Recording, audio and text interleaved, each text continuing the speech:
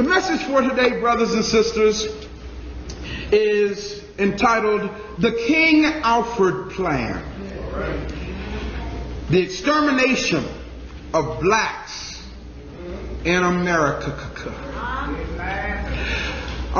One of the things that you should understand, brothers and sisters, before going any further is I want you to, prepare your psyche.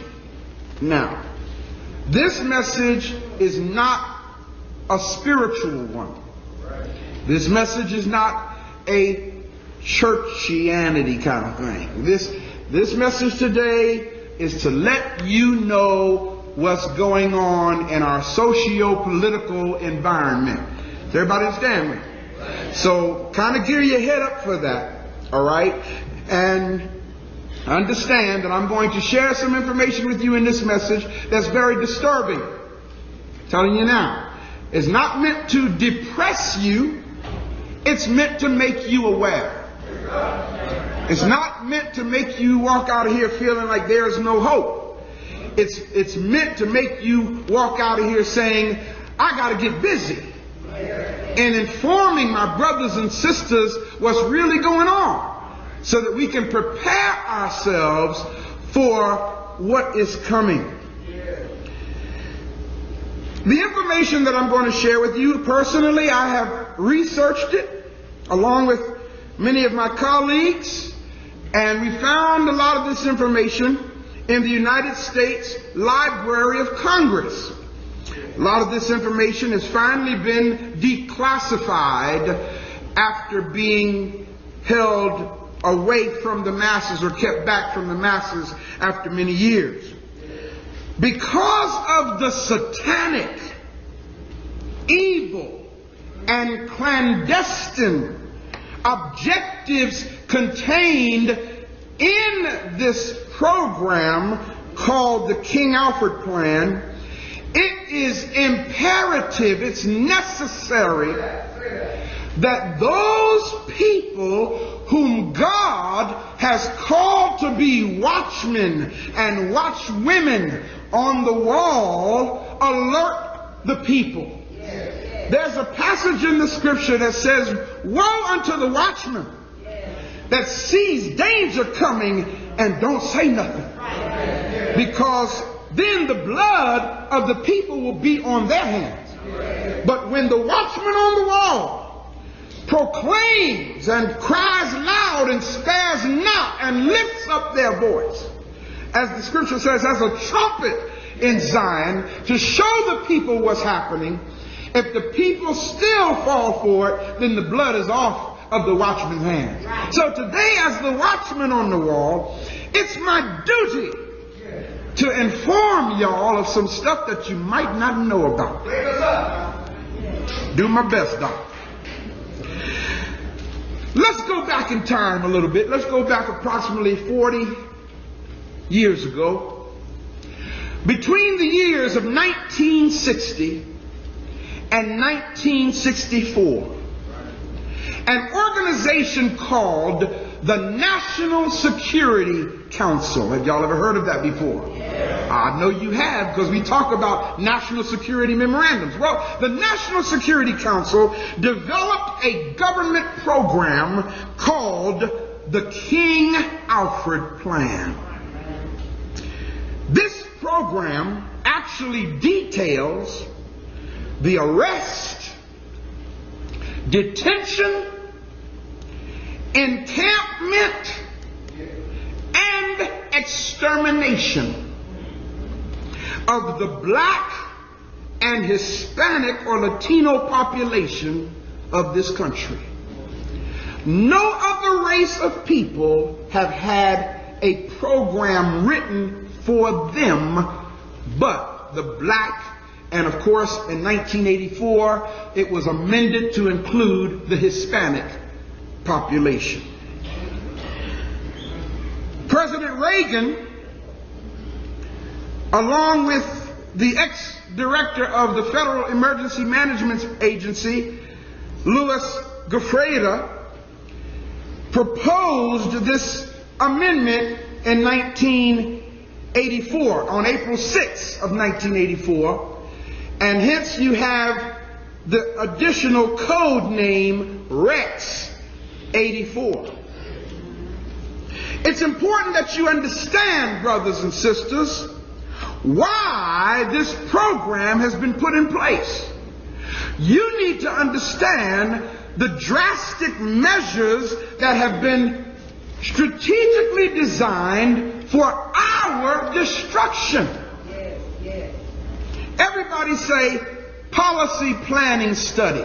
Policy planning study. Now you may want to write this down so you can go verify it. For short, it's PPS-23.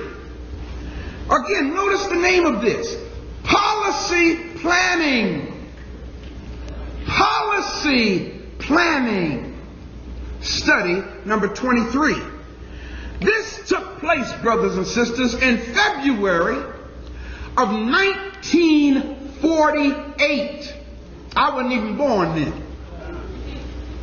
February of 1948, a man by the name of George Kennan, Kennon, of the State Department planning staff reported, and I quote him, he said, "The United States must devise a pattern of relationships which will permit them to maintain 50% of the world's wealth, while only having 6% of the world's population." Yes, yes. You've heard me talk about national security memorandums. Well, there's another memorandum that I hadn't told y'all about. It's called National Security Memorandum 200. Now, we talked about 46, which says blacks must never be allowed to unite in this country. Well, National Security Memorandum 200, write it down, go look it up. National Security Memorandum 200 was written in 1975. Brothers and sisters, I'm not talking about stuff that just happened within the last few years. I'm talking about a program that has been in place for some time here. In 1975, a man by the name of Henry Kissinger. Have y'all ever heard of him before? Yeah, he's been kind of recently in the news. In fact, he's one of Bush's boys.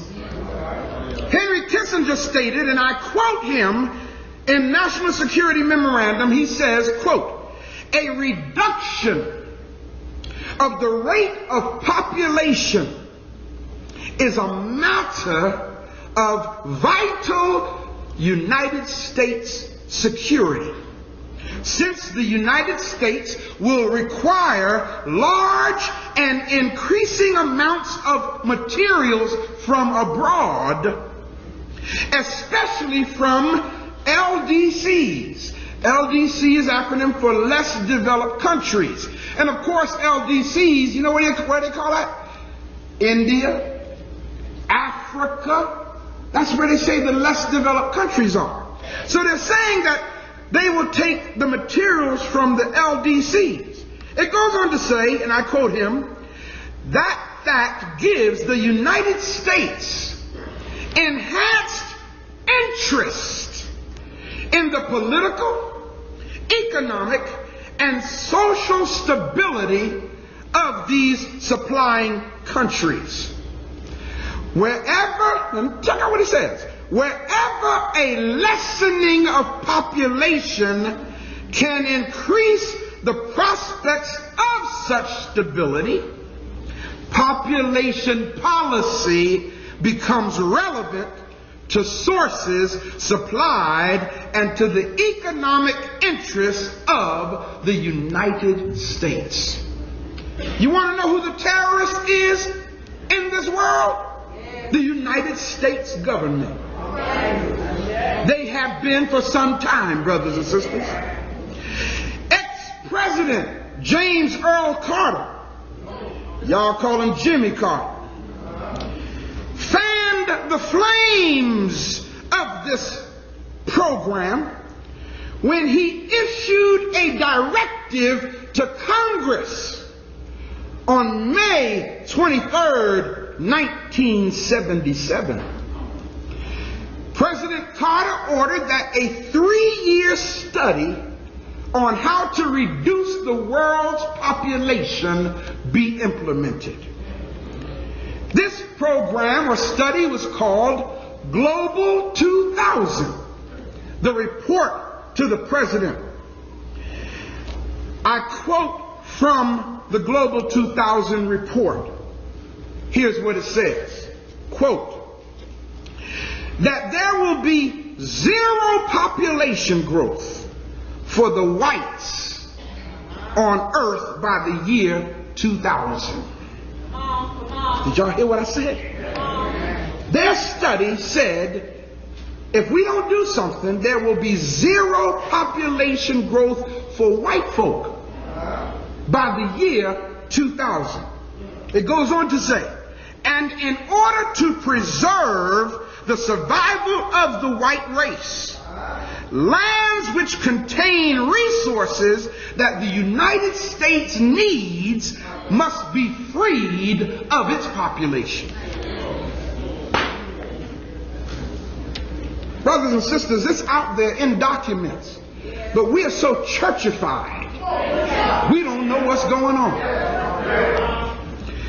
In other words, y'all, they were trying to get you to understand, according to their projections, by the year 2000, which was 2 years ago, there was approximately 6.35 billion people on this planet.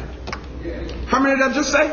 6.35 billion people on this planet.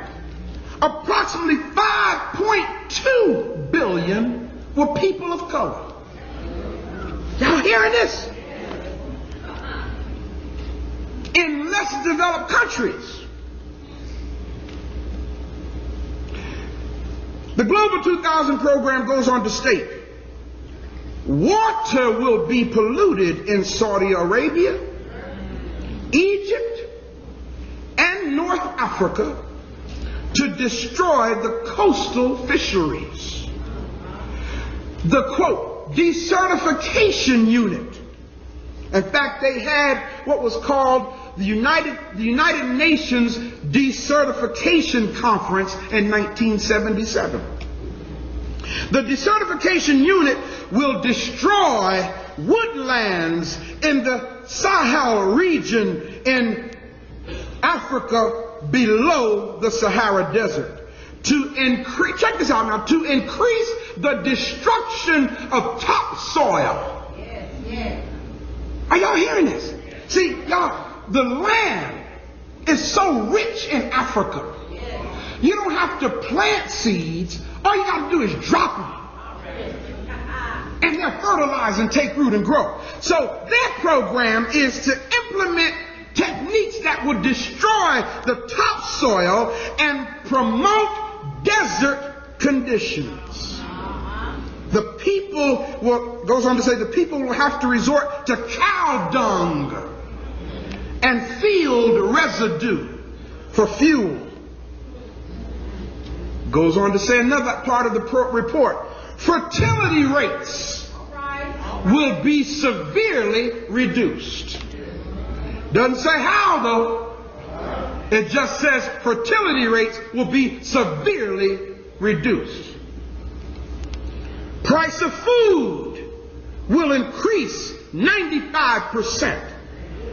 And Central Africa's food consumption will drop to 20% below the Food and Agriculture Organization standard for survival.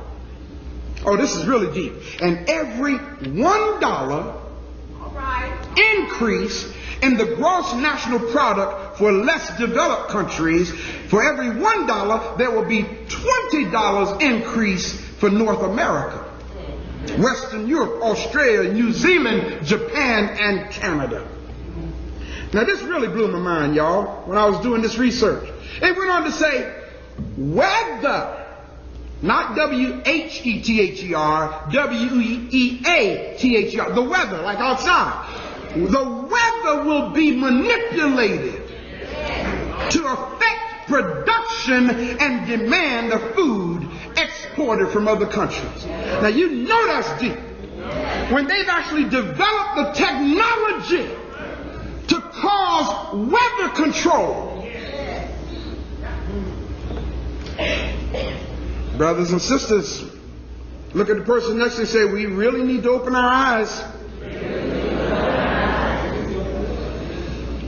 The report also stated that although the needs of Latin America and Africa could be met, hear this, although the needs of Latin America and Africa could be met in one generation's time, the United States opted for world model number 3, which calls for, now check, this is world model number 3. This is plans that's already in place.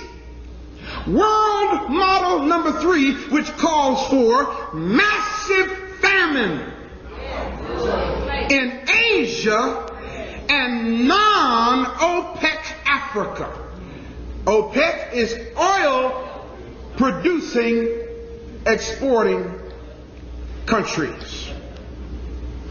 So if it's a country in Africa that really ain't into the oil thing, mass famine will be induced in that country. Think about this, brothers and sisters. 80% of the products currently used in the United States are taken as raw materials from non-white countries. Did y'all hear what I said? 80% of the products that's used by this country is taken out of non-white countries. Now you understand, I hope you do, why there's so much rampant starvation and poverty in so-called third world countries, especially our motherland. When I see them showing little children on television who are starving to death, this is all a part of their program. They create the crisis, they implement the starvation, then show it to you on television, and you send them your money to further finance their program. Ooh, buddy. Let's get back to the King Alfred Plan, since you now understand why. You see, brothers and sisters, the point is almost here. Mark my word. The point is almost here that the plans of our lily white government to incite rioting and revolution among blacks and other people of color in the world, the point is almost here where the President of the United States will issue his order for the emergency. The King Alfred Plan. You have it in your hands. Let's look at it right quick. Let's see what's going to happen here. They didn't write this, brothers and sisters, without a plan to make it happen. Let me say that one more time. They did not go through the trouble of writing this without a plan to pull it off.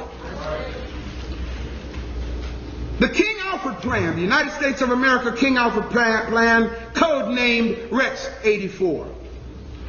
Here's what it says, and I'm going to read quickly. In the event of widespread and continuing and coordinated racial disturbances in the United States, King Alfred, at the discretion of the President, underline that, and then look at the person next and say, this is why no black man can be the president.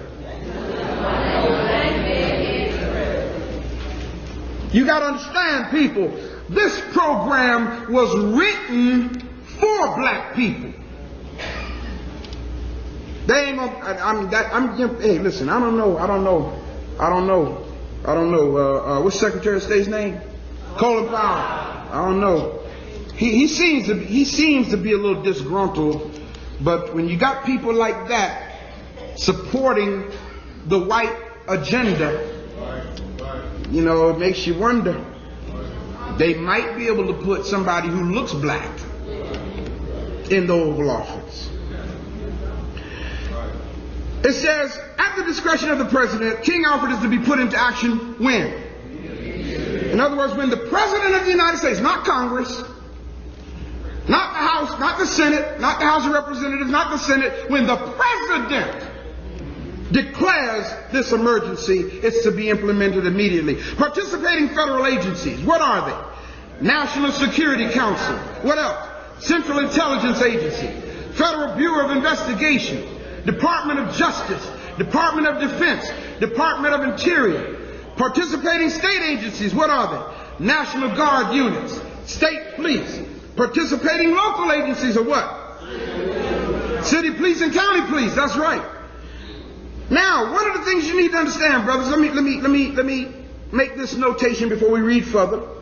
In addition to the law enforcement agencies that we just mentioned, in 1982, there was a guy named Oliver North. Y'all have heard of him, right?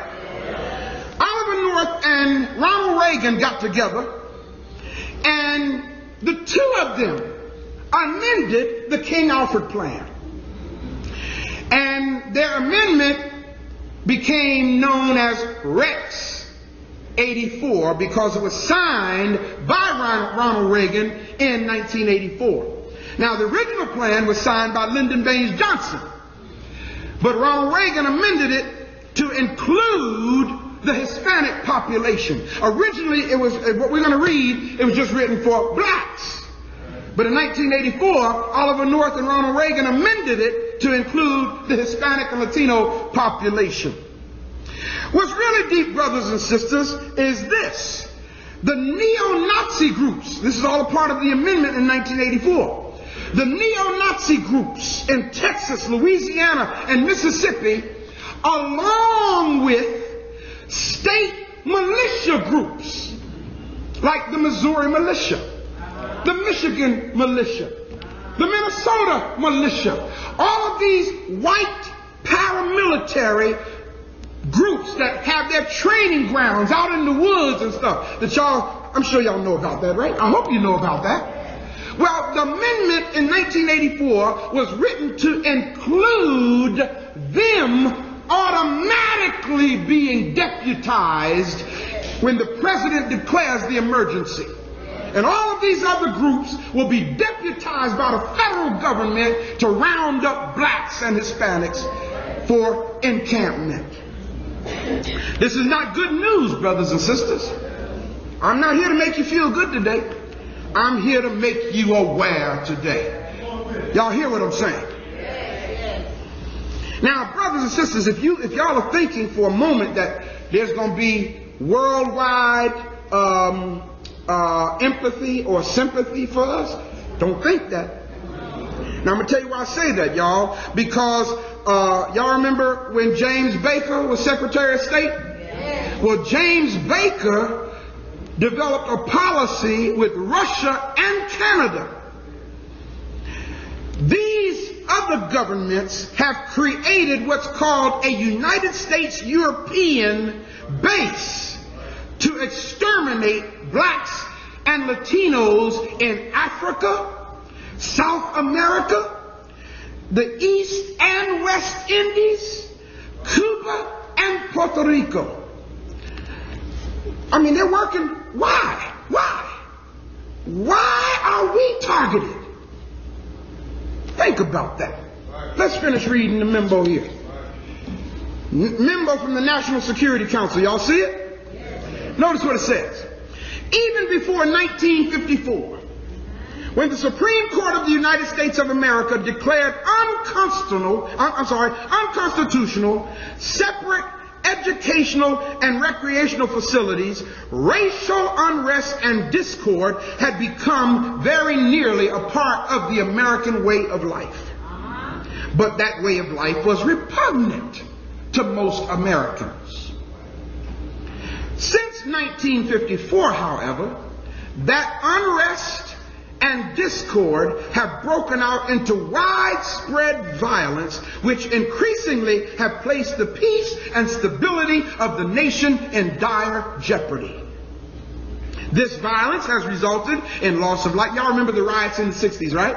Okay, this violence has resulted in loss of life, limb, and property, and has cost the taxpayers of this nation billions of dollars, and the end is not yet in sight. This same violence has raised the tremendously grave question as to whether the races can ever live in peace with each other. Each passing month has brought new intelligence. Now check this out. That despite new laws passed to alleviate the condition of the minority still is not satisfied. Now who y'all think the minority is here? Black folk, right. Demonstrations and rioting have become a part of the familiar scene. Troops have been called out in city after city across the land, and our image as a world leader severely damaged. Our enemies press closer, seeking the advantage, possibly at a time during one of these outbreaks of violence. The minority has adopted an almost military posture to gain its objectives, which are not clear to who? To most Americans. Now, in other words, look at the person next to you and say, evidently, the minority and Americans are two different groups of people. In this document, anyway, when it says the minority has adopted an almost military posture, they're talking about the organization like the Black Panther Party. You follow what I'm saying? The Black Panthers stood out there in L.A. with shotguns and handguns and stood face to face with the police department saying, we ain't going to have this here. That was adopting a military posture, and they had to do something about it. It's expected, therefore, that, now check this out, when those objectives are denied the minority, what does it say, people? Racial war must be considered inevitable. Now here we go. Here we go. Read this with me. When that emergency comes, we must expect the total involvement of all 22 million members of the minority, men, women, and children. For once this project is launched, its goal is to terminate once and for all the minority threat to the whole of the American society and indeed the free world. That's some serious programming. Now, of course, it says 22 million members, y'all, and that's because that was the amount of blacks in the country back in the early 60s. You take it and apply it to today, it's a lot more. Chairman, National Security Council. Next memo, preliminary memo from the Department of Interior. Under King Alfred, the nation has been divided into what? 10 regions this country has been divided into for the purpose of implementing their plan. In case of emergency, notice what it says. Minority members. What people? Minority members. Now again, this has been amended in 1984 to also include Hispanics now and white sympathizers. Minority members will be evacuated from the cities by federalized National Guard units, local and state police, and if necessary, by regular units of the armed forces using public and military transportation. Read it now. What does it say? And detained in nearby military installations until a further course of action has been decided. Brothers and sisters, in case y'all did not know, June 27th, 1988, George Bush Sr. What date did I just say? June 27, 1988. George Bush Sr. signed a document, an order proposing that military bases be turned into prisons. Look at the person next to you and say, there is a plan in place. It goes on to say, But the 10 regions are 1, the capital region, 2, northeast region, 3, southeast region, 4, Great Lakes region, 5, south central region, 6, deep south region, 7, deep south region 2. Must be a lot of black folk in the deep south, huh, y'all? 8, Great Plains, Rocky Mountain region, 9, southwest region, 10, west coast region. No attempt will be made to seal off the Canadian and Mexican borders. Secretary, Department of the Interior. Oh man, over the page. Combined memo from the Department of Justice. Now here's where it starts really getting specific, people. Yes, yes. Federal Bureau of Investigation, FBI and CIA. I know this ain't supposed to come from the pulpits, but I've got to tell the truth. This is why we in the shape we in. Because our pulpits are the main vehicle for keeping our people asleep. Y'all hear what I'm saying? Once the pulpits start teaching the truth, well, I know pulpits can't do it, but the people who stand behind the pulpit, once we start making our people aware, maybe we'll kind of empower ourselves. Maybe we'll say as a people, I can't just sit idly by anymore. There are 12 major minority organizations, and all are familiar with the 22 million. Dossiers or files have been compiled on the leaders of these organizations and can be studied in Washington. Check out this part, y'all. The material contained in many of the dossiers and our threat to reveal that material has considerably held in check some of the leaders. What does that mean? That means when they have dirt on the leaders and the leaders decide they want to get out of hand, they start releasing some of that dirt to the public to put those leaders back in check. How many of y'all remember not too very long ago they had this video clip on television of Al Sharpton making a drug deal? Y'all remember that? Now, y'all know how old that is? That goes all the way back to the mid-80s. They had that clip all this time, but now the brother's trying to be more vocal for his people, and what did they do? Release some of that dirt. Brother done got quiet now. Yeah, buddy, that's how they hold our leaders in check. Leaders who do not have such usable material in their dossiers have been approached to take government posts, mostly as ambassadors, and primarily in African countries. Y'all remember when Martin Luther King got shot? Andy Young was standing right there on the balcony with him. And right after King got shot, what did they do? They made Andrew Young a United Nations ambassador. That's how they buy our leaders, people. The man was standing right there next to King. If anybody should have been a vocal advocate for what was going on, it should have been Andy Young. But Andy became a good boy. Became an ambassador. Look at the person next to you and say, it's bad when people are for sale. Let's make it even better. Let's say it's bad when our leaders are for sale.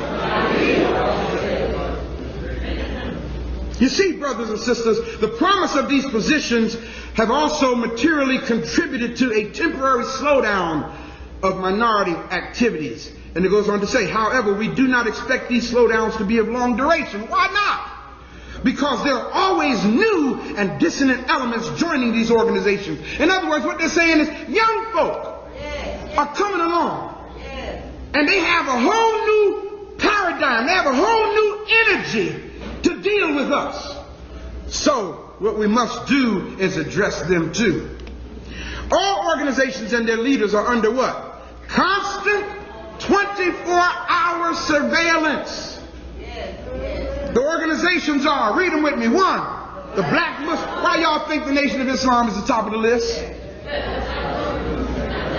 Think about it. What organization out here has addressed and fought racism as strong as the Nation of Islam? What organization in this country has done more for the resurrection of the black man than the Nation of Islam? Not one. The black church sure enough hasn't done it. In fact, the black church is the reason why the black man is in the condition he's in.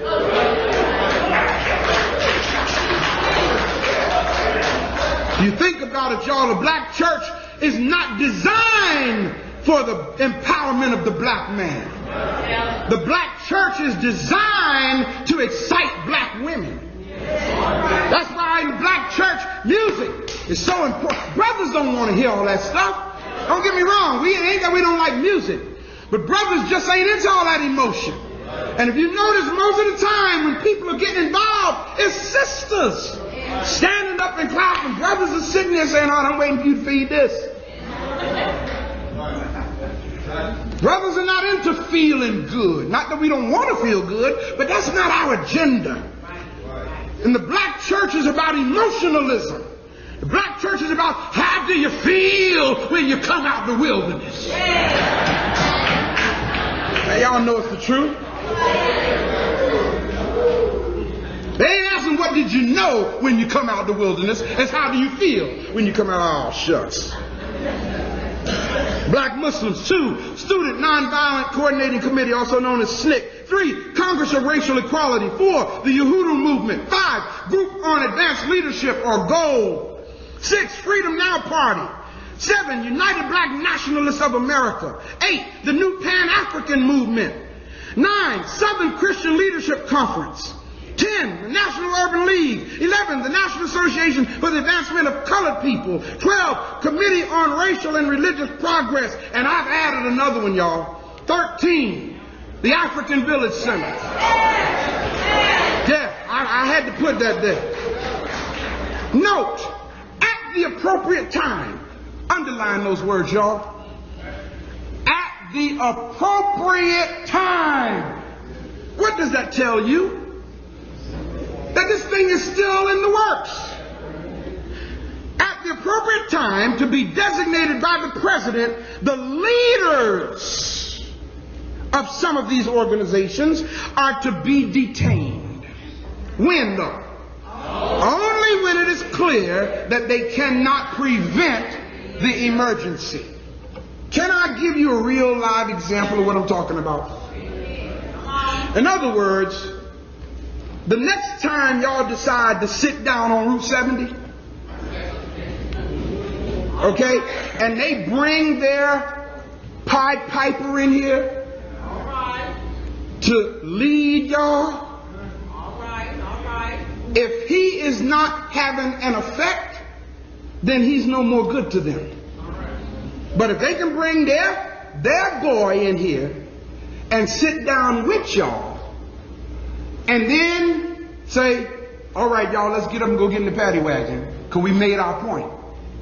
And then the whole thing only lasts a good 20 minutes. That leader is still effective for their cause. Look at the person next to you and say, we got to learn how to stop allowing them to manipulate us with our illegitimate leaders. Am I making sense, people? I know this message is not going to be liked, but I got to tell it. I got to tell it. I'm tired of seeing them send their puppets in here talking good. And that's what they do every day. They just fly all over the country getting arrested.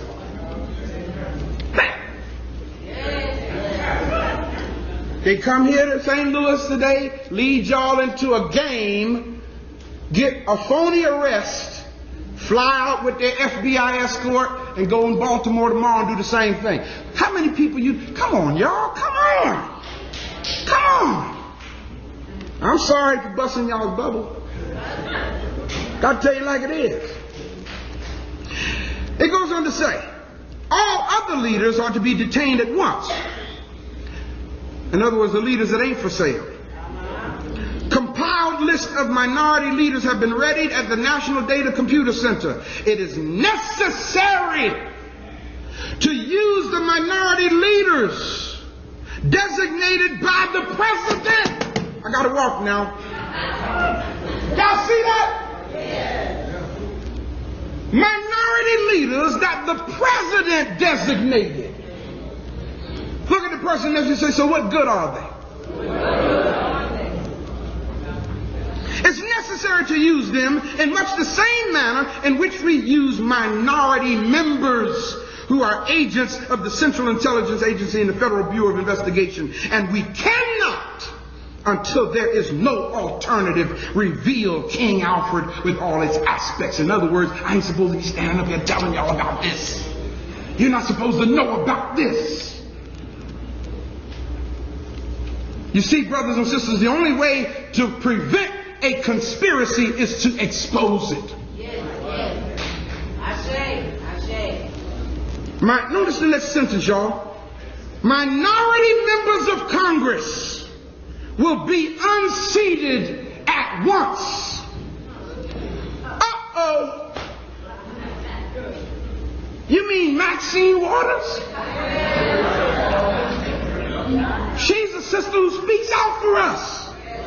And the law has been written that when the president declares this emergency, so what, Maxine? You just another Nigger. Conyers, you just another Nigger. When the president decides that y'all gotta go, all of y'all out of here. That's the law, people. Signed by the President of the United States. Let's go on to the next memo because I'm running way out of time. From the Department of Defense. This memo is being submitted in lieu of a full report from the Joint Chiefs of Staff.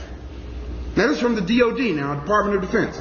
That report is now in preparation. There will be many cities where the minority will be able to put into the street a superior number of people with a desperate and dangerous will. Look at the person next to you and say, and that's because we got a lot of black folk.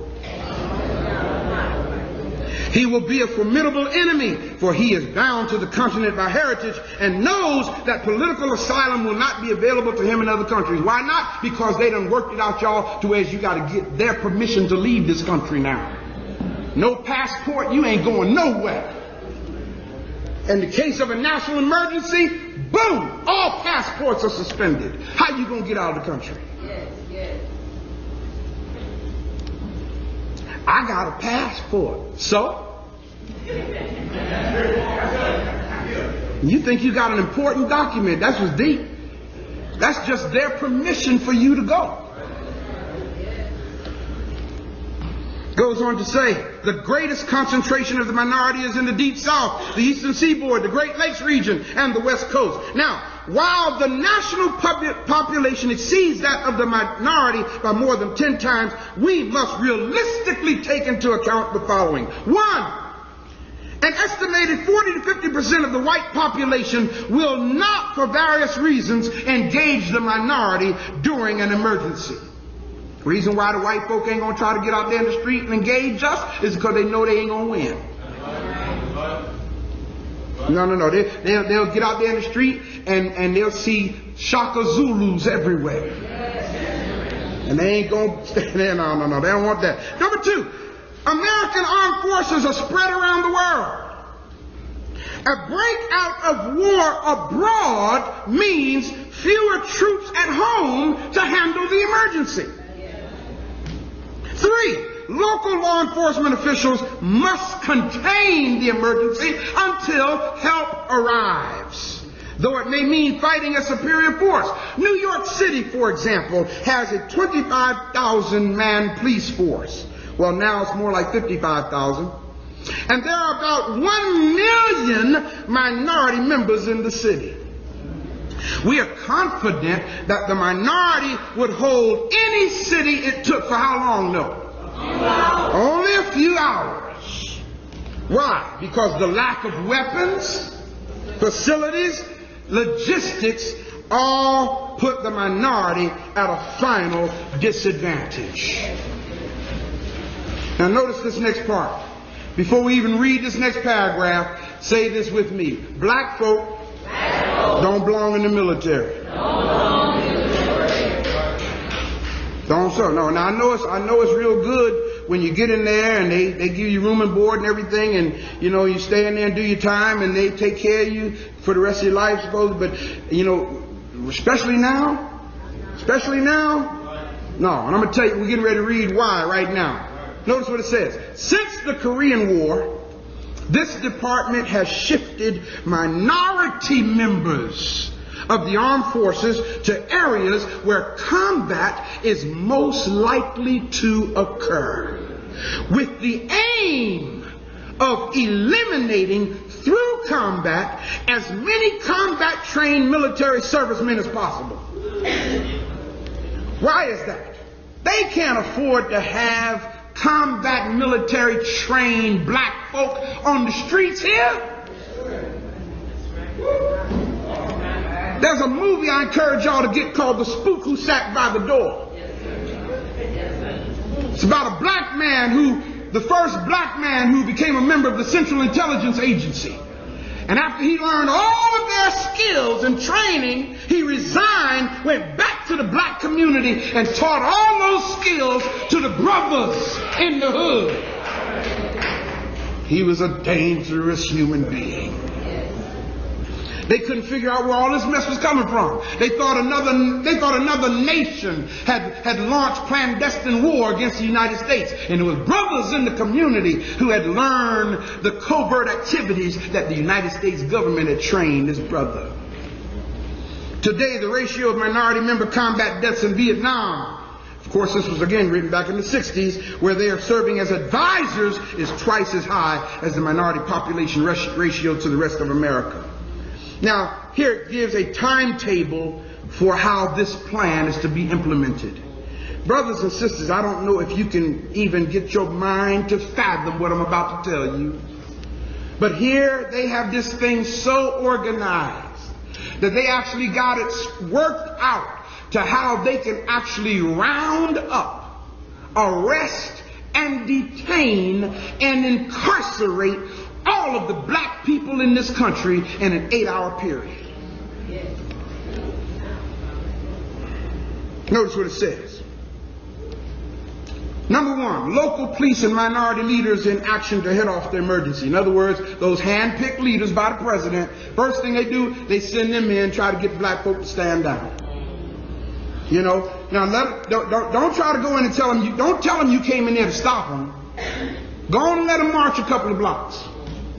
Yeah, let them march a couple of blocks. Let them sit down on the highway for 20 minutes. But then cause them to stand down.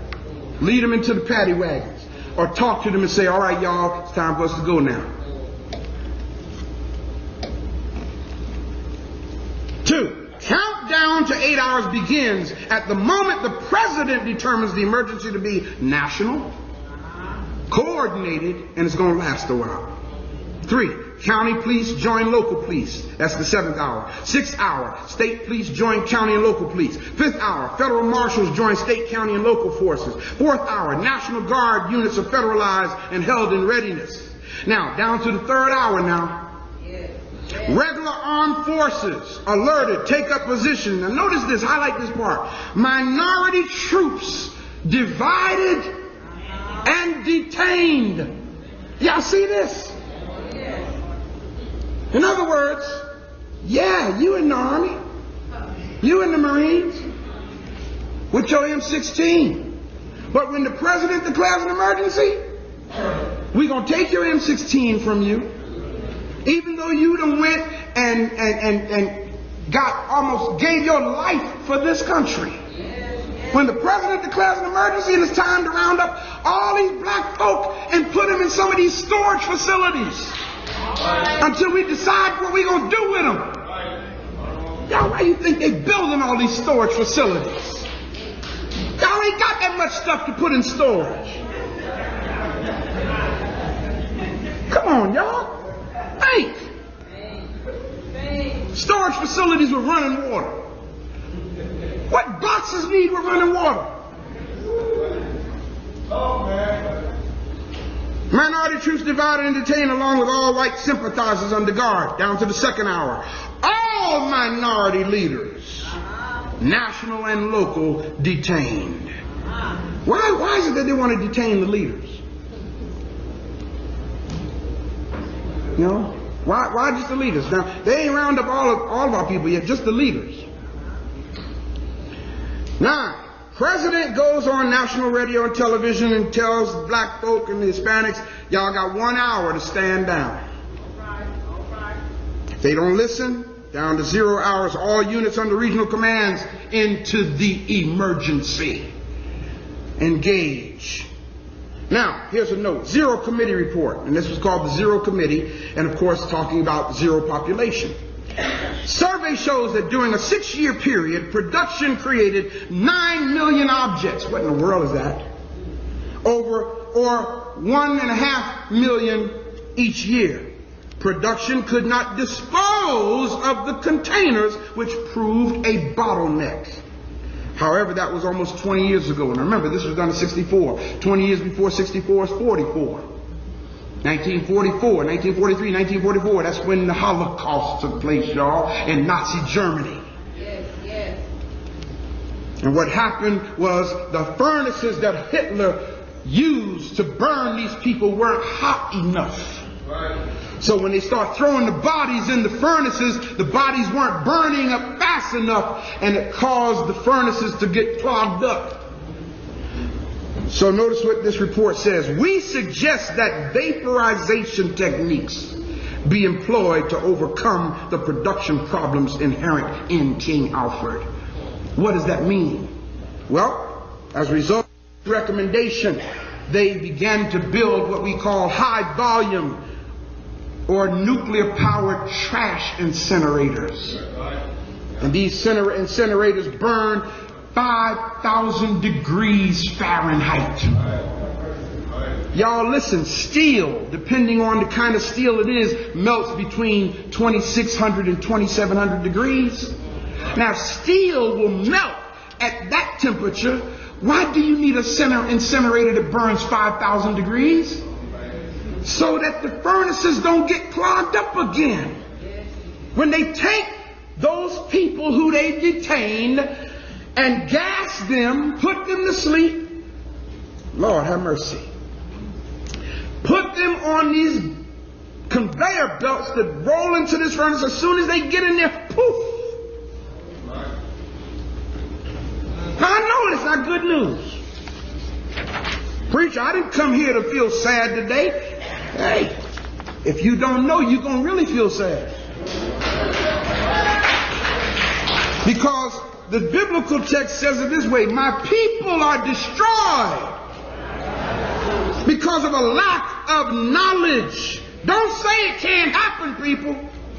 Don't say it can't, because on February 21st, 1942, Executive Order 9066 was implemented.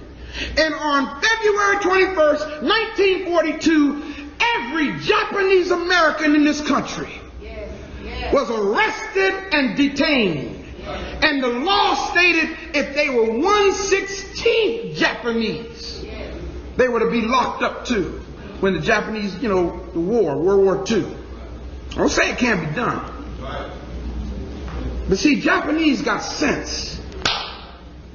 We bombed Japan. Now Japan owns us. Isn't that deep? 60 years later, Japan is one of the richest countries in the world. They own more property in this country than anybody else. They didn't walk around with a sign saying, "We shall overcome." Japanese didn't do that. Japanese said, "I'll tell you what we're going to do. They bombed us. We're going to send our children to their schools." Now you go into hospitals and look at the majority of the doctors. Majority of doctors are now Korean slant-eyed doctors. Yeah, buddy. What I'm sharing with y'all, brothers and sisters, is a reality. I'm giving you this information, and there's a whole lot more that I can give you here. But what you must understand is the most important point here is that your government is depending on you being ignorant. Did y'all hear what I said? They're counting on our ignorance to implement their program. I I'm not going to let that happen to the best of my ability. I'm going to tell it. I used to say that when I was growing up. I'm going to tell it everywhere I go. And that was a lie I was talking about.